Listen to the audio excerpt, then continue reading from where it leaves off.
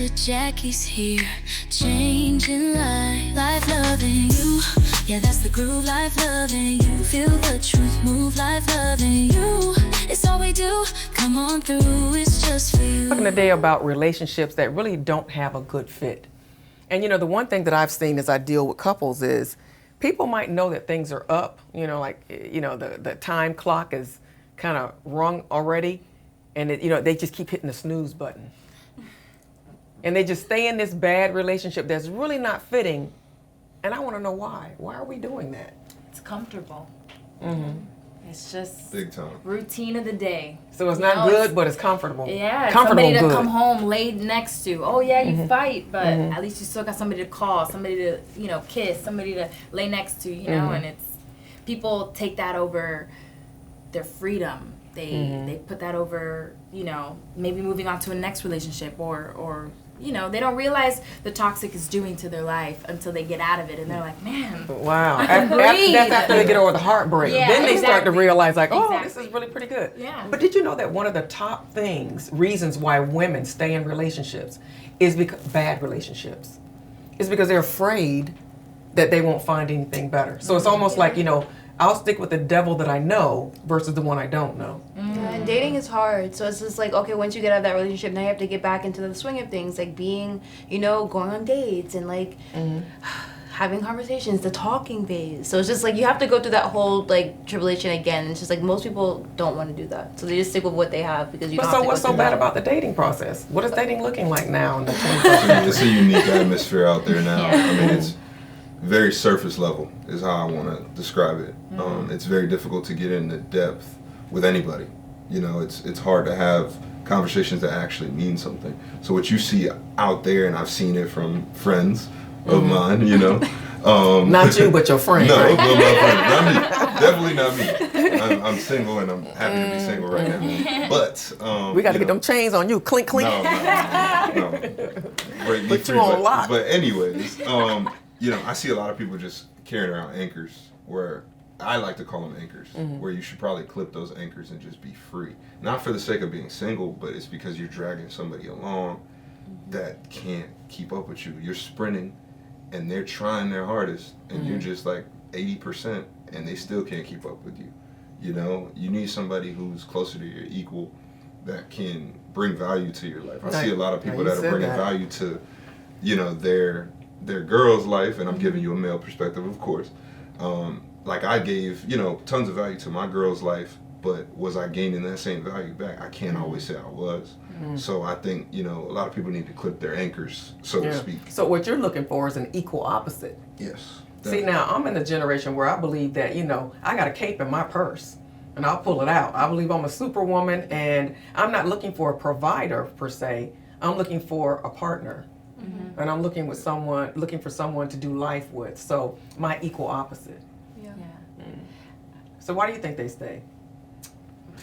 You said already that it's comfort, that you have that person there, but I mean, to me, that works up to a point, but at some point you start to realize that it's getting to that critical point where that last straw, where you have to be honest with yourself that this really isn't working, isn't going anywhere. And we as women, we got that time clock. Those ovaries are getting old. You see, but I think that's partly why people stay. They think that they can make it work, or they think it's too late for them. They're like, no, but I wanted to have kids by 25, and you're like, which I think is crazy. 30. Yeah, but exactly, and I think that's why they stay. They're like, no, I think I can make this work. Like, they think since the dating process just takes so long, they're like, well, if I break up with him, then I have to date for like a year and then get in a relationship, and then that'll be another 2 years before, and people just think about it as a timeline instead of just going with their heart and their gut. So we're really talking about settling. But I want to move it out of the context of the heart, because I don't know what you think about, how you feel about this, but when you first fall in love for the first time, it's like you fall in love with your heart. It's like your mind is nowhere on the scene. But then after you get over that one, you go through the heartbreak, the healing. Hopefully you healed a little something before you jumped in the boat again and go out there and launch into the deep. But you start to learn that, what? I need to start using my mind. Because it's your mind that releases you to fall in love. Listen, everything is about, what you're positioning yourself to be, to do, or to say. And so to me, it's like when you're ready and you want a relationship, something in you just says, I'm ready to fall in love. So then you meet someone and you already come to the relationship with that perspective. I'm ready to fall in love and to settle down a little bit. So what can you tell me about where you are in your relationships as it relates to heart and mind? I think talking in percentages. My current relationship, I feel we got past like the heart, and now like the mind is starting to kick in and say like, okay, well I'm here and you're not meeting me halfway. Like you still need to do X, Y, Z, and I'm doing X, Y, Z. Why can't you meet me halfway? So we start to argue. We start getting a lot of arguments about, me just doing what I can do best. I'm being selfish. I'm being so selfish. I'm not catering to the heart that I once gave 6 months ago because I'm so into the mind. And since we're, I guess, on two different levels when it comes to our relationship and then age and maturity, it just becomes one of those relationships that just aren't fit. Well, I don't know. I might want to peek behind the cover. You say age. So are you older, younger? I'm older. I'm older. But I'm an old cougar? No, I'm 3 years older. So not so much, yeah. So that's how you're doing it. Yeah. So you think that maybe because of the age difference, they're not mature enough to kind of be on the level that they need to be just on. like, and also just like, I think the background as well, like this person wasn't someone that grew up in a big family, wasn't raised. And I feel like although my father wasn't in my life, I still had a strong mother that raised me and taught me how to go through daily life as an adult. He didn't have that. So there's like basic things that I think that's so minimal, like, oh, you're supposed to, like, something stupid, like you're supposed to wash your hands after taking the trash. He wasn't taught that. So it's just like he wouldn't do it. So like specific things like paying, like, let's say car insurance. Like I didn't know you needed to get that. In my country, we don't have this. So he didn't know any better. So as an age of, let's say 24, 25, you're thinking like, you should know this. Like you're a grown man. So again, like it comes within the age and then I hope you didn't tell him that he's a grown man, did you? Sometimes you gotta let them know. That's incendiary language. Sometimes right you there. have to let them know, and then it's just like, again, like when your mind is starting to just go past like your heart, you get there. You're just like, listen, something's gotta change right now.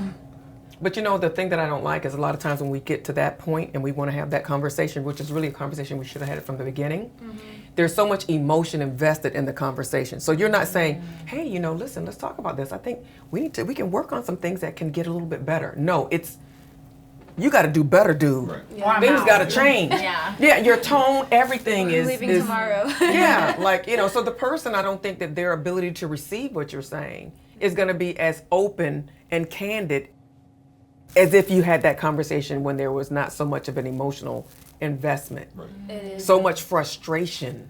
When like things start to hit the fan and you start to realize like, hey, like no, like this is just not gonna work. It becomes more of a demeaning tone rather than like a reassurance and trying to understand, compassion. Like I all of that was out the window by that point. Yeah, So. and the one thing that men will always say is tone matters. Big We time. say size matters, they say tone matters, right? Tone matters. So I'm thinking about that. Just think about what we're talking about. So it could very well be that this is just the growing pains of the relationship. Yeah. So maybe it is a relationship that could fit. But by the time you bring that frustration, that tone to it, the person's more resistant than accepting of, hey, let's come together on this. Let's, we got to kind of work on these points. Especially when the points are things that he needs to do. Yes. 100%. I think something that you said previously applies to all of these situations, which is fear. You mentioned fear. I think you're not even fit to be in a relationship yourself if you're driven by fear. And there's a lot of people out here that are driven by fear, and that's what's made the dating atmosphere, like right now, today, somewhat scary in itself, and it kind of evokes that same fear. And I think when you come to the table with that fear, you can't have those difficult conversations. Well, not only that, I love what you said about the fear. I think that dating today is something to be a little bit more fearful of because, you guys come shrouded in all these different layers. You got your social media self. You got the self that popular culture is telling you that you need to be, and then you have your real self. So I got to date all three of those versions to try to get to the authentic one, right? How has, because we've touched on this really twice already about this whole dating spectrum. So I want to drill down. What should we see? What do you want to see in the dating arena that you don't see today? Transparency. Mm. I feel like, again, like how you're saying you were dating, like I can apply that to my own relationship because I do a lot of work in entertainment. So there's a social media that I have to keep up, and then there's me in the presence where I'm talking to people and like, hey, like hit me up on my email, like, yeah, let's have coffee this time. And then I go home and I take all of it off, and here I am. Right. So it's just like, I wouldn't say that I wasn't transparent because you can see all of this, but I just feel like at the beginning, if I was like, hey, like, so my social media is this way, my work life is this way, you know, I have this much going on. If you're able to accept that from the get-go, then this is going to work. But now that it's coming up, like, oh, well, you're always out till like 4 o'clock in the morning. Well, I'm not out like drinking and partying. Like, I'm out like literally shaking hands and kissing babies. So it's just kind of like, if that was brought up in the beginning, I think on both ends, on any end of a relationship, I think it would be a lot smoother. So transparency. Yeah. No, that completely resonates with me 110%. You know that already. You know, I'm in the entertainment space, and just being around other entertainers, people with influence, it's a lot for a woman to handle. There's always women around. Yeah. Good looking women at that. Like, let's be clear. You didn't have to stress that part. You do need to stress that part. Good. Because, you know, but no, like it's you know, it's imperative that a woman that I'm dealing with is very confident in herself and confident in the spaces and atmospheres that I'm going to be in. Period. Some of those are very empowering, where, you know, we're working with like kids or something like that. Some of them are the opposite. We're in like a club and it's very adult, and you know, it's a different situation. So I can't agree more with transparency, but then I also would add just authenticity once again, like just knowing who you are and bringing that forward. You hear people say that all the time, knowing who you are. I mean, what does that really mean? Like, how, if I was trying to teach someone how to find themselves, what would I tell them?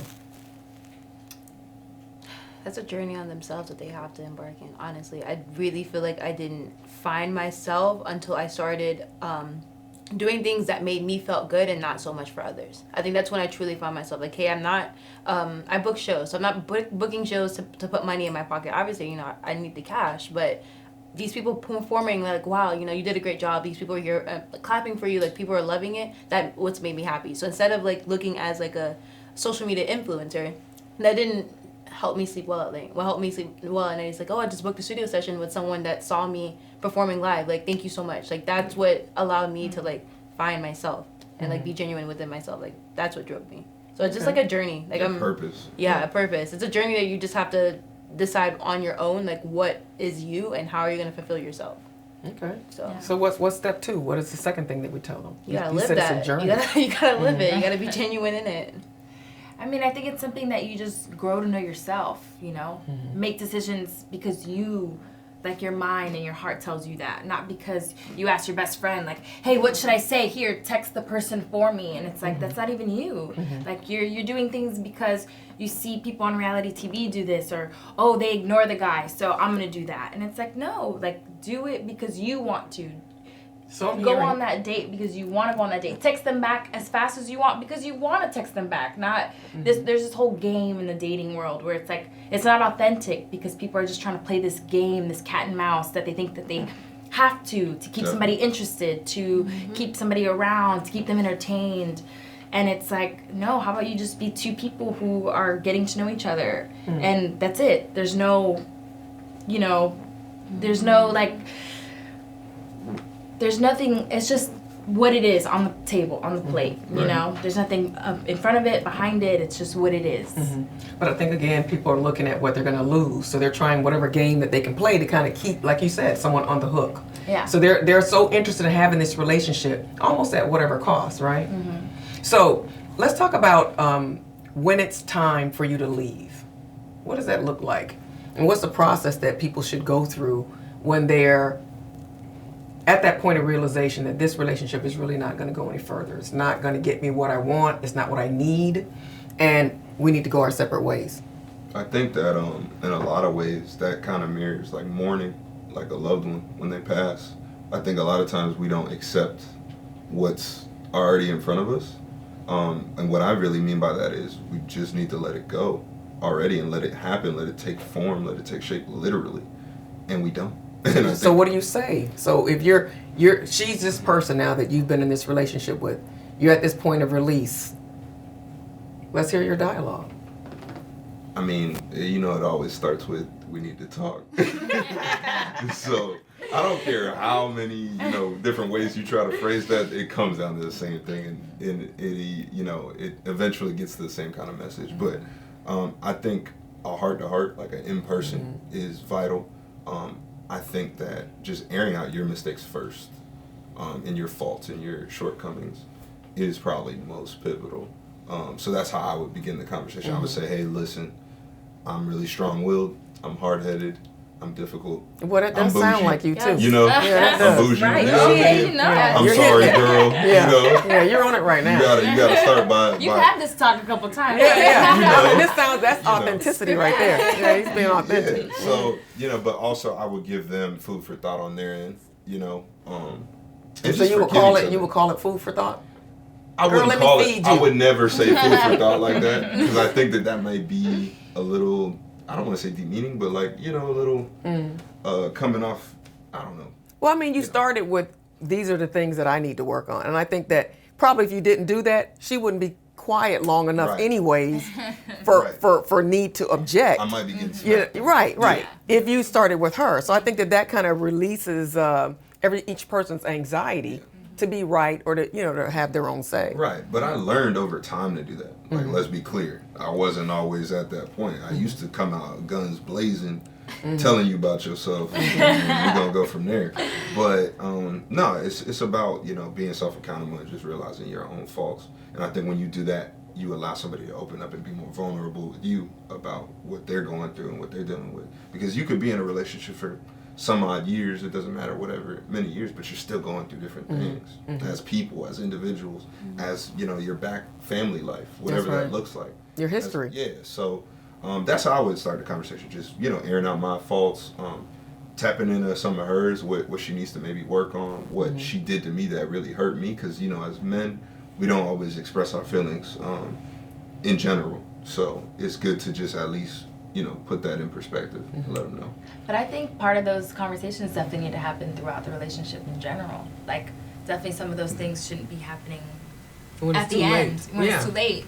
Like, that shouldn't be the first time that your partner hears, oh, you didn't like how I talked to you that night, or you didn't like what I did to you during Christmas, or, like, that shouldn't be the first time that they hear those things. I think communication is so big, and I feel like when you stop having communication, it's... And one of the things that I always recommend to couples everywhere, you go and get a tune-up with your car annually. You go and get an annual checkup. You need to have a third voice sometimes. You need to have someone that you see to, you might have a good relationship, but you want to keep it going well. You need a third voice. You need someone. And I'm not talking about your friend now. That doesn't have a track record. That does not have a track record. Let's be very clear. When I talk about a third voice, I'm saying someone that has a track record, that has the credentials to speak into your life. Someone that is, and maybe not your mom always, because mom, you're never wrong with mom. But it needs to be unbiased for sure. Exactly, that can kind of hear. I remember one time I had this really bad, conflict with my husband. Now we've been married almost 30 years now, but I remember at the point I was like, I don't think we're gonna be able to make it past this, And I remember we went to go see someone, and when I told the lady what I felt, she was like, well, I don't see why that would be that big of a problem. All you have to do is ... And I remember I left there recognizing I was wrong, but that was a good wrong, because it meant that, hey, I have solutions now to our situation, and it was amicable for me. So I left there feeling good about it. A lot to say, huh? Yeah. That makes you go, You might be thinking now about some of those last ones that you cut off and thinking, man, maybe we should have seen somebody. Yeah. But I think that's always an important option, because what I've noticed also is people will say things when that third person is there that they feel safe speaking to, that they might not have been able to say to you in the way that you could have received it. Like a buffer. Yes, absolutely. Absolutely. Well, I don't think people also see the third person until it's only when it's going bad, or it's you're in their last toenail. That's when they want to come. But I like Dr.Jacquie saved my marriage. But I like that point of like seeing somebody when it's good as well. Like, you don't have to go when it's just bad. It's right. No, you want to keep your good thing going good. So that's me dropping a little wisdom on you real quick. So here's the wrap up. Relationships that don't fit, we often notice that they don't fit sometime before they end. And we have an opportunity to, number one, have that conversation. I think we need to talk. Number two, we recognize that we're not perfect and we talk about our inadequacies or our shortcomings before we also maybe give some advice to our soon-to-be ex. And lastly, we recognize that we need to be transparent even in the dating game and be autonomous, have our own ideas, and be not afraid to be who we really are. Anyways, life is a long conversation. Thank you for joining it. I'm Dr. Jacquie. Hey, Dr. Jacquie here. I'm your how-to lady. How to do life, how to do love, and how to do you, boo. So click, like, and subscribe. Stay tuned for more to come.